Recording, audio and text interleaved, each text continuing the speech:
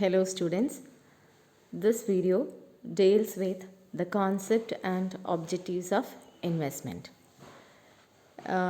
This is a very basic, this video provides a very basic information about investment. You might be familiar of it. If you have studied BCom Finance, it will be more familiar to you. Or to others also, these are all common facts that we all know. As part of common sense, we all know all these things. And it is your first module. It's the beginning of your first module in investment management. Okay. So what is investment? Investment is the employment of funds with the aim of getting return on it. We employ funds with an intention of getting return. നമ്മൾ ഒരു investment റവന്യൂവിൽ നമ്മൾ പണം ഇടുന്നത് നമ്മൾ അതിൽ നിന്ന് എന്തെങ്കിലും return കിട്ടുമെന്ന് വിചാരിച്ചാണ്. In general terms, investment means the use of money in the hope of making more money. കൂടുതൽ കാശ് കിട്ടുമെന്ന് വിചാരിച്ച് നമ്മൾ investment നടത്താണ്.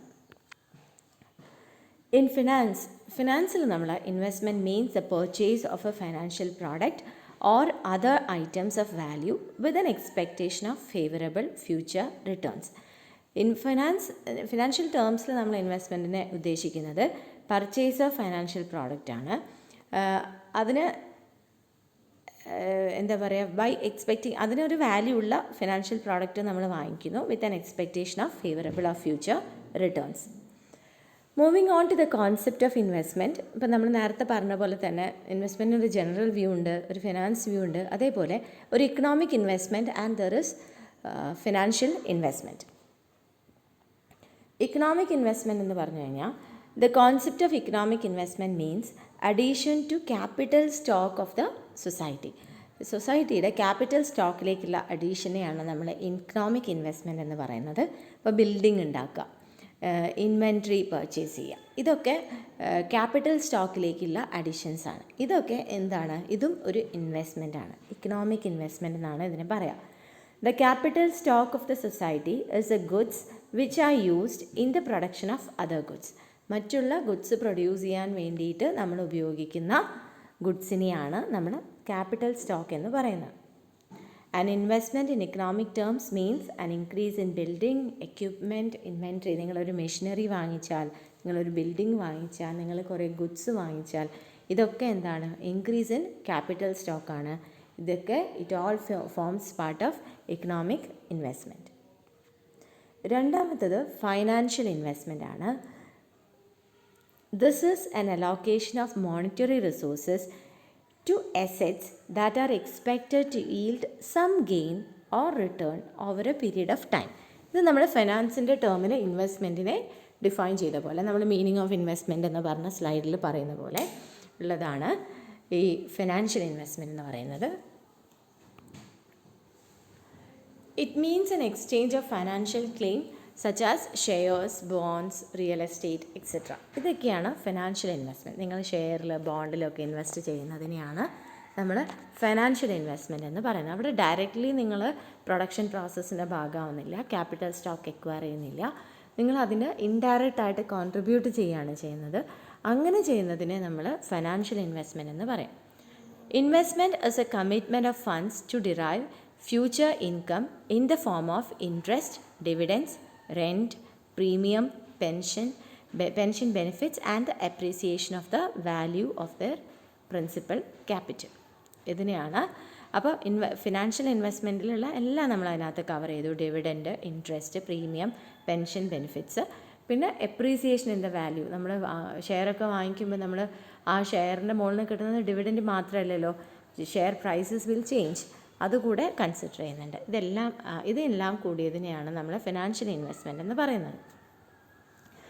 Now we are moving on to elements of investment. എന്തൊക്കെയാണ് ഇൻവെസ്റ്റ്മെൻറ്റിൻ്റെ അകത്തുള്ള ഫാക്ടേഴ്സ്, എലമെൻറ്റ്സ് എന്നാണ് എല്ലാവർക്കും അറിയുന്ന ഫാക്ടേഴ്സാണ്. First one is return. നമ്മുടെ ഈ സേവിങ്ങും ഇൻവെസ്റ്റ്മെൻറ്റും തമ്മിലുള്ള വ്യത്യാസം എന്താണെന്ന് ചോദിച്ചാൽ the basic difference between saving and investment is return. Saving എന്ന് പറയുന്നത് we are keeping a part of our income, നമ്മുടെ അൺഡിസ്പോസ്ഡ് ഇൻകം നമ്മൾ പാർട്ട് ചെയ്ത് വെക്കുകയാണ്. അവിടെ we are not intending to get a return. ചിലപ്പോൾ നമ്മൾ ബാങ്കിലൊക്കെ കിടക്കുകയാണെങ്കിൽ അതിന് സേവിങ്സ് ഇൻട്രസ്റ്റ് റിട്ടേൺ ഒക്കെ കിട്ടുമായിരിക്കും. പക്ഷെ അവിടെ ഇൻറ്റൻഷൻ എന്ന് പറയുന്നത് കാശ് സേവ് ചെയ്യുക എന്നുള്ളതാണ്, അല്ലാതെ ഇൻകം ജനറേറ്റ് ചെയ്യുക എന്നുള്ളതല്ല. ഇൻവെസ്റ്റ്മെൻറ്റിൻ്റെ പ്രധാന ഫാക്ടർ എന്ന് പറയുന്നത് റിട്ടേൺ ആണ്. The return on investment is a reward of the to the investor. ഇൻവെസ്റ്റർക്കുള്ള റിവാർഡാണ് റിട്ടേൺ എന്ന് പറയുന്നത്.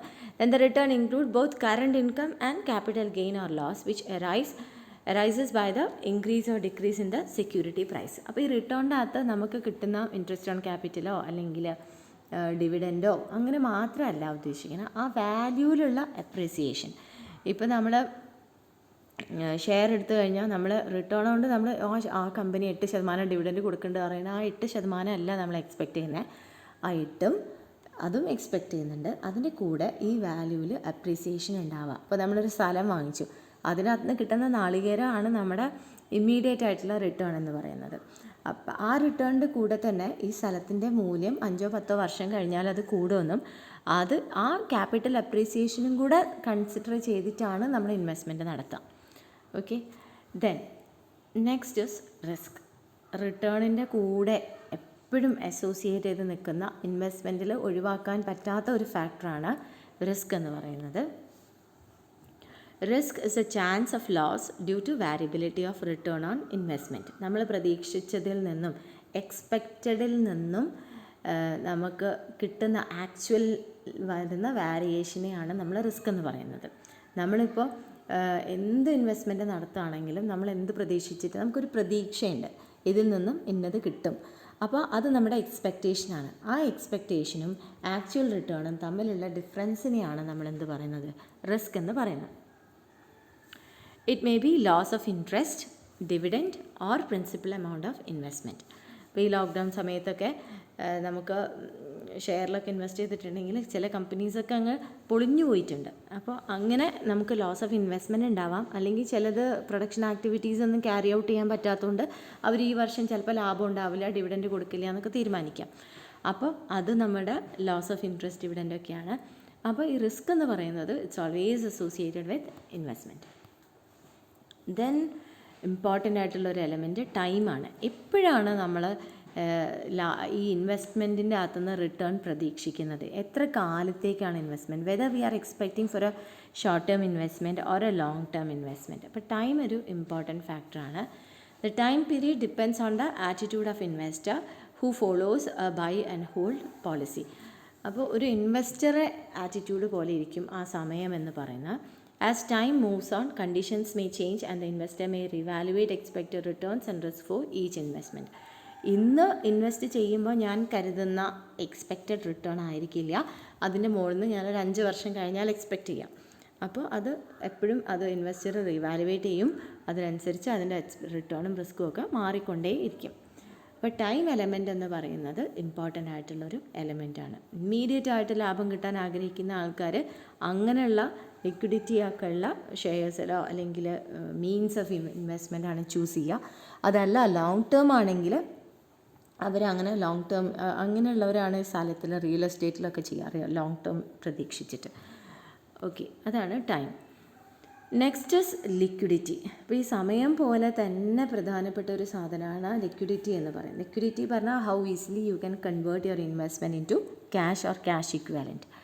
അപ്പോൾ ഈ ലിക്വിഡിറ്റി ഏറ്റവും കൂടുതലുള്ളതുകൊണ്ടാണ് ഗോൾഡ് പ്രൈസസ് ഒക്കെ ഇങ്ങനെ ഹൈക്ക് ചെയ്ത് വരുന്നത്. ഗോൾഡ് ഒരു ഏറ്റവും favourable mode of investment, avenue of investment ആയിട്ട് മാറുന്നതും. Liquidity refers to the ability of an investment to be converted into cash as and when required. The investor wants his money back anytime, so the investment should provide liquidity to investors. അപ്പോൾ ഇൻവെസ്റ്റർക്ക് എപ്പോഴും ധൈര്യം എപ്പോഴാണ് ഉണ്ടാവുക, അത് എനിക്ക് എപ്പോൾ വേണമെങ്കിൽ cash കിട്ടാം, തിരിച്ച് കിട്ടാം എന്നുണ്ടെങ്കിലേ ഉള്ളൂ. അപ്പോൾ ലിക്വിഡിറ്റി എന്ന് പറയുന്നത് ഇൻവെസ്റ്റ്മെൻറ്റിൻ്റെ അകത്ത് ഒഴിവാക്കാൻ പറ്റാത്തൊരു ഘടകം, ഒരു ഫാക്ടറാണ്. പിന്നെ last one is tax savings. അപ്പോൾ നമ്മൾ ഇൻ ജനറൽ ആൾക്കാർ, സാധാരണക്കാർ, common people invest money for getting tax benefits. അതാണ് സത്യം, യാഥാർത്ഥ്യം. റിട്ടേൺ മാത്രമല്ല, റിട്ടേൺ ഇത്തിരി കുറഞ്ഞാലും ടാക്സ് ബെനിഫിറ്റ് ഉണ്ടാവുമെന്ന് കാണുമ്പം people are interested in investing. There are certain investments which provide tax exceptions to investors. ഇപ്പോൾ LICയിൽ പോളിസി എടുത്തു കഴിഞ്ഞാൽ ടാക്സ് എക്സംഷൻ ഉണ്ട്, പ്രൊവിഡൻറ്റ് ഫണ്ടിൽ കോൺട്രിബ്യൂട്ട് ചെയ്താലുണ്ട്, NSCയിൽ ഇട്ടാലുണ്ട്. അങ്ങനെ ഒരുപാട് ഇൻവെസ്റ്റ്മെൻറ്റ് ഓപ്ഷൻസ്, പോസ്റ്റ് ഓഫീസ് സേവിങ്സിന് ടാക്സ് ബെനിഫിറ്റ് ഉണ്ട്. അപ്പോൾ അത് ഒരു പ്രധാന ഘടകമാണ്. The tax saving investment increases the return on investment. അവർ എക്സ്പെക്റ്റ് ചെയ്യുന്ന അതിനകത്ത് കിട്ടുന്ന റിട്ടേൺ കുറവാണെങ്കിലും ആൾക്കാർ അതിന് കൊടുക്കുന്ന ഒരു റിട്ടേണിനുള്ള മൂല്യം കൂടുതലാണ് if it provides tax savings. ഇത്രയാണ് എലമെൻറ്റ്സ് ഓഫ് ഇൻവെസ്റ്റ്മെൻറ്റ്. അതിനകത്ത് റിട്ടേൺ ഉണ്ട്, risk, time, liquidity, tax savings. ഇങ്ങനെ 5 ഇമ്പോർട്ടൻറ്റ് എലമെൻറ്റ്സിനെയാണ് നമ്മളിവിടെ ഡിസ്കസ് ചെയ്തത്. Now we are moving on to objectives of investment. അപ്പോൾ മുമ്പേ പറയട്ടെ, objective of investment is personalised. ഒരാൾ ഇൻവെസ്റ്റ് ചെയ്യുന്നുണ്ടെങ്കിൽ, അല്ലെങ്കിൽ അത് ഇൻവെസ്റ്റർ സ്പെസിഫിക് ആണ്. ഒരാൾ ഇൻവെസ്റ്റ് ചെയ്യുന്നുണ്ടെങ്കിൽ അയാൾക്ക് എന്താണോ അയാൾ ആ ഇൻവെസ്റ്റ്മെൻറ്റിൻ്റെ ലക്ഷ്യം, അതാണ് അതിൻ്റെ ഒബ്ജക്റ്റീവ് ഓഫ് ഇൻവെസ്റ്റ്മെൻറ്റ്. പക്ഷെ നമുക്ക് കുറച്ച് ജനറലായിട്ട് ഇൻവെസ്റ്റ്മെൻറ്റ് ഒബ്ജക്റ്റീവ്സ് ആയിട്ട് കുറച്ച് കാര്യങ്ങൾ പറയാം. അതിനകത്ത് ബേസിക്കലി ഇൻകം. ഇൻവെസ്റ്റ്മെൻറ്റ് എപ്പോഴും എന്തായിരിക്കണം? ഇൻകം ജനറേറ്റിംഗ് ആയിരിക്കണം. The suitable securities are those whose prices are relatively stable but still pay reasonable dividends or interest. Relatively സ്റ്റേബിളായിട്ട് നമ്മൾ ഇന്ന് വാങ്ങിക്കുകയാണെങ്കിൽ 100 ചില ഉറുപ്പ്യ, നാളെ അതിന് 200, മറ്റന്നാൾ അതിന് നേരെ 150, അങ്ങനെ ഫ്ലക്ച്വേഷൻസ് ഉള്ളതല്ല. ഒരു സ്റ്റേബിൾ ആയിട്ടുള്ള പ്രൈസും റീസണബിൾ ആയിട്ടുള്ള ഡിവിഡൻറ്റും ഇൻട്രസ്റ്റും ഒക്കെ കിട്ടുക എന്നുള്ളത് ആണ് എപ്പോഴും ഇൻവെസ്റ്റ്മെൻറ്റിൻ്റെ ഒരു ഒബ്ജക്റ്റീവ്. പിന്നെ ആൾക്കാരുടെ റിസ്ക് ടേക്കിംഗ് എബിലിറ്റി അനുസരിച്ച് ചിലപ്പോൾ അവർ വ്യത്യസ്തമായിട്ടൊക്കെ ചിന്തിക്കാം. പക്ഷെ ജനറലി എന്താണ്? സ്യൂട്ടബിൾ ആയിട്ടുള്ള പ്രൈസ്, സ്റ്റേബിൾ ആയിട്ടുള്ള പ്രൈസ്, സ്യൂട്ടബിൾ ആയിട്ടുള്ള ഡിവിഡൻറ്റ് ഒക്കെയാണ് ആൾക്കാർ എക്സ്പെക്റ്റ് ചെയ്യുന്നത്. പിന്നത്തെ എക്സ്പെക്റ്റേഷൻ അല്ലെങ്കിൽ ഒബ്ജക്റ്റീവ് എന്ന് പറയുന്നത് ക്യാപിറ്റൽ അപ്രീസിയേഷനാണ്. അതിൻ്റെ മൂല്യം കൂടുക എന്നുള്ളതാണ് ക്യാപിറ്റൽ അപ്രീസിയേഷനെ കൊണ്ട് ഉദ്ദേശിക്കുന്നത്. അതിന് 3 വേയ്സ് എക്സ്പ്ലെയിൻ ചെയ്യുന്നുണ്ട്. One is conservative growth. Conservative growth ആണ് ഒരു ഇൻവെസ്റ്റർ സീക്ക് ചെയ്യുന്നതെങ്കിൽ അയാൾ ലോങ് ടേം ഇൻവെസ്റ്റ്മെൻ്റ് ആയിരിക്കും പ്രിഫർ ചെയ്യുക. That makes money over long term. കാരണം ഒരു കൺസർവേറ്റീവ് അപ്രോച്ചിൽ നഷ്ടങ്ങളൊന്നും ഇല്ലാതെ അയാൾക്ക് ദീർഘകാലത്തേക്ക്, ഇപ്പം നമ്മൾ വീട് വയ്ക്കണത് എങ്ങനെയാണ്? അതൊരു കൺസർവേറ്റീവ് ഗ്രോത്താണ് അവിടെ നമ്മൾ ഫോളോ ചെയ്യുന്നത്. ക്യാപിറ്റൽ അപ്രീസിയേഷൻ ഉണ്ടാവുന്നുണ്ട്, പക്ഷേ അതൊരു ലോങ് ടേമിലേക്കാണ് നമ്മൾ എക്സ്പെക്റ്റ് ചെയ്യുന്നത്. രണ്ടാമത്തെ വേ എന്ന് പറയുന്നത് എഗ്രസീവ് ഗ്രോത്ത് ആണ്. അങ്ങനത്തെ ഇൻവെസ്റ്റേഴ്സ് എന്ന് പറഞ്ഞാൽ, എഗ്രസീവ് ഗ്രോത്ത് എക്സ്പെക്റ്റ് ചെയ്യുന്ന ഇൻവെസ്റ്റേഴ്സ് അവർ ഷോർട്ട് ടേമും ലോങ് ടേം ക്യാപിറ്റൽ ഗെയിൻസ് ഉണ്ടാക്കാൻ ശ്രമിക്കുന്നവരായിരിക്കും. Who seek short and long term capital gains. അപ്പോൾ അവർ അങ്ങനത്തെ ഷെയർസ് ആയിരിക്കും. ചിലർ ലോങ് ടേം മാത്രമായിരിക്കും നോക്കുക, ചിലർ ഷോർട്ടിലും ലോങ്ങിലും ലാഭമുള്ളതാണ് നോക്കുക. പിന്നുള്ളത് സ്പെക്യുലേഷൻസ് ആണ്. അവിടെ investors want to maximise return by buying and selling shares and securities so often to make profit from short term price fluctuations. ചെറിയ എന്താ പറയുക, ഷോർട്ട് പീരീഡിൽ വരുന്ന പ്രൈസ് ഫ്ലക്ച്വേഷനെ ഉപയോഗപ്പെടുത്തിക്കൊണ്ട് അവർ കൂടുതൽ ലാഭം ഉണ്ടാക്കുക. ഇന്ന് വാങ്ങിക്കുക നാളെ വിൽക്കുക എന്ന് പറയുന്ന ഒരു രീതി. അവർ ഒരു ലോങ് ടേം ഇൻവെസ്റ്റ്മെൻറ്റ് നിന്ന് ആ കമ്പനിയിൽ ലാഭം ഉണ്ടായി ഡിവിഡൻഡ് കിട്ടാനെന്നല്ല അവർ പ്രതീക്ഷിക്കണേ. ഇന്ന് വാങ്ങിക്കുന്നു, നാളെ അതിൻ്റെ പ്രൈസസ് ചേഞ്ച് ചെയ്യുമ്പോൾ അത് വിൽക്കുന്നു. അങ്ങനെ ചെയ്യുന്നതിനെയാണ് നമ്മൾ സ്പെക്കുലേറ്റീവ് ട്രേഡ് എന്ന് പറയാം. ഇത് ഒരു വേ ആണ്. ഇങ്ങനെ 3 രീതിയിലാണ് ക്യാപിറ്റൽ അപ്രീസിയേഷൻ ആഗ്രഹിക്കുന്ന, ഒബ്ജക്റ്റീവായിട്ട് കരുതുന്ന ആൾക്കാരുടെ വേ ഓഫ് തോട്ട് പോവുക. പിന്നുള്ളത് ഫോംസ് ഓഫ് റിട്ടേൺ ആണ്. നമ്മൾ പറഞ്ഞു എലമെൻറ്റ് ഓഫ് ഇൻവെസ്റ്റ്മെൻറ്റിൽ റിട്ടേൺ ഒരു ഇമ്പോർട്ടൻറ്റ് ഫാക്ടറാണ്. ഏതൊക്കെ രീതിയിലുള്ള റിട്ടേൺ ആണ് ആൾക്കാർ എക്സ്പെക്റ്റ് ചെയ്യുന്നത്? ഇത് 2 തരത്തിലാണ്. ഒന്ന് പീരിയോഡിക് ക്യാഷ് റെസീപ്റ്റ്സ്, അതായത് ഇപ്പോൾ ഡിബെഞ്ചേഴ്സ്, നമ്മൾ ക്രെഡിറ്റ് ഡെപ്റ്റ് ഇൻസ്ട്രുമെൻസിലൊക്കെ ചെയ്യുകയാണെങ്കിൽ ഡിബെഞ്ചേഴ്സ്, ബോൺസ്, പിന്നെ ബാങ്ക് ഡെപ്പോസിറ്റ്സ്, ഇതിൽ നിന്നൊക്കെ അവർ പീരിയോഡിക് ആയിട്ടുള്ള ക്യാഷ് റെസീപ്റ്റ്സ് ആണ് കിട്ടുന്നത്. അത് നമുക്ക് മാസത്തിൽ വേണമെങ്കിൽ അങ്ങനെ ആക്കാം, അല്ലെങ്കിൽ പിന്നെ ഇയർലി ആയിട്ട് വേണമെങ്കിൽ അങ്ങനെയൊക്കെ ഒരു പീരിയോഡിക് ബേസിസിൽ നമുക്ക് റെസിപ്റ്റ് കിട്ടുക. അതായിരിക്കും ചിലർ എക്സ്പെക്റ്റ് ചെയ്യാം. ചിലർ അതിനകത്ത് ക്യാപിറ്റൽ ഗെയിൻസ് ആയിരിക്കും. ഇപ്പം എന്താ കൃത്യമായിട്ട് ഇങ്ങനെ പീരിയോഡിക് വൈസ് ഒന്നും വേണ്ട, പക്ഷേ കാലം കഴിഞ്ഞാൽ അതിനകത്ത് നിന്ന് റിയൽ എസ്റ്റേറ്റ് അതാണ് നാളികേരം കിട്ടുന്നതൊന്നും അല്ല ആൾക്കാർ നോക്കുക. അപ്പോൾ അത് ആ ഒരു മീഗർ എമൗണ്ട് ഒന്നും ഇല്ലാത്തതാണെങ്കിൽ സ്ഥലം വാങ്ങിച്ചിടും. എന്തിനാണ്? ലോങ് ടേമിൽ അതിനകത്തുനിന്ന് വരുന്ന പ്രൈസിൽ വരുന്ന ചേഞ്ചസ്, അതാണ് ക്യാപിറ്റൽ ഗെയിൻസ് ആയിരിക്കും അവർ എക്സ്പെക്റ്റ് ചെയ്യുന്നത്. അങ്ങനെ ഫോം ഓഫ് റിട്ടേൺസ് 2 തരത്തിലുണ്ട്, പീരിയോഡിക് ക്യാഷ് റെസീപ്റ്റ്സും ക്യാപിറ്റൽ ഗെയിൻസും. പിന്നെ ഉള്ളത് safety and security of funds. ഏതൊരു ഇൻവെസ്റ്റ്മെൻറ്റിൻ്റെയും മെയിൻ ഒബ്ജക്റ്റീവ് എന്ന് പറയുന്നത് നമ്മൾ നിക്ഷേപിക്കുന്ന തുക സേഫായിട്ടിരിക്കുക, സെക്യൂർഡ് ആയിട്ടിരിക്കുക എന്നുള്ളതാണ്. നമുക്കത് നഷ്ടപ്പെട്ട് പോവാതിരിക്കാൻ. അതുകൊണ്ടാണ് നമ്മളെപ്പോഴും ഈ ഓതറൈസ്ഡ് സോഴ്സസിൽ ഇൻവെസ്റ്റ് ചെയ്യണമെന്ന് പറയുന്നത്. ബാങ്കിൽ നമുക്ക് ഇൻവെസ്റ്റ് ചെയ്യാം. പിന്നെ ഇപ്പോൾ സെബിയൊക്കെ വന്നതിന് ശേഷം ഷെയറിലൊക്കെ ഇൻവെസ്റ്റ് ചെയ്യുന്നത് കുറച്ചും കൂടി സേഫായിട്ട് മാറിയിട്ടുണ്ട്. അതല്ലാതെ വല്ല ചിട്ടി കമ്പനിയിലോ ഒക്കെ കയറി ഇൻവെസ്റ്റ് ചെയ്താൽ ഇപ്പോൾ ഒരുപാട് നോൺ ബാങ്കിങ് ഫിനാൻഷ്യൽ കോർപ്പറേഷൻസ് ഒക്കെ ഉണ്ട്. എന്നാലും ഞാൻ പറയുകയാണ്, അവിടെ നമുക്ക് സെക്യൂരിറ്റി കുറവാണ്. നമ്മൾ എത്ര കേസസ് അങ്ങനെ കേട്ടു, എല്ലാവരും പൈസ ഇൻവെസ്റ്റ് ചെയ്തിട്ട് ഒരു സുപ്രഭാതത്തിൽ അവരെ കാണില്ല. അപ്പോൾ safety and security of funds important ഫാക്ടറാണ്. ദെൻ റിസ്ക് എലമെൻ്റ് എന്ന് പറയുന്നത് ഞാൻ പറഞ്ഞു, റിട്ടേണിൻ്റെ കൂടെ തന്നെ ഇമ്പോർട്ടൻ്റ് ആയിട്ടുള്ള, എപ്പോഴും ഗ്രേറ്റർ റിട്ടേൺ ഉണ്ടാവണമെന്ന് നമ്മൾ പ്രതീക്ഷിക്കുമ്പം അതിൻ്റെ കൂടെ ഗ്രേറ്റർ റിസ്ക് ഉണ്ടാവും എന്നുള്ളത് എപ്പോഴും ഓർക്കുക. അപ്പോൾ ആ റിസ്കിനെ മിറ്റിഗേറ്റ് ചെയ്യുക, റിസ്കിനെ ഒഴിവാക്കുക എന്നുള്ളതാണ് ഇൻവെസ്റ്റ്മെൻറ്റിൻ്റെ അകത്തുള്ള ഒബ്ജക്റ്റീവ്. ദെൻ ലിക്വിഡിറ്റി മെയിൻറ്റെയിൻ ചെയ്യാൻ ഇൻവെസ്റ്റ്മെൻറ്റിന് സാധിച്ചാൽ മാത്രമേ അതിന് കൂടുതൽ ടേക്കേഴ്സ് ഉണ്ടാവുള്ളൂ ആ ഇൻവെസ്റ്റ്മെൻറ്റ് അവന്യൂവിന്. Next and the last one is tax considerations.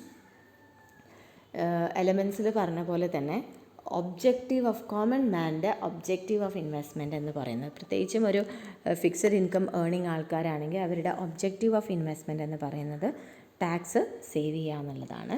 അപ്പോൾ ആ ടാക്സ് കൺസിഡറേഷനാണ് അവരെ ഇൻവെസ്റ്റ്മെൻറ്റിലേക്ക് ലീഡ് ചെയ്യുന്നത്. അപ്പോൾ ഇത്രയാണ് ഒബ്ജക്റ്റീവ്സ് ഓഫ് ഇൻവെസ്റ്റ്മെൻറ്റ്. കുറേയൊക്കെ നമ്മൾ എലമെൻസിൽ പറഞ്ഞതുകൊണ്ടാണ് വലിയ ഡിസ്കഷൻ ഇല്ലാതെ പോയത്. So thank you.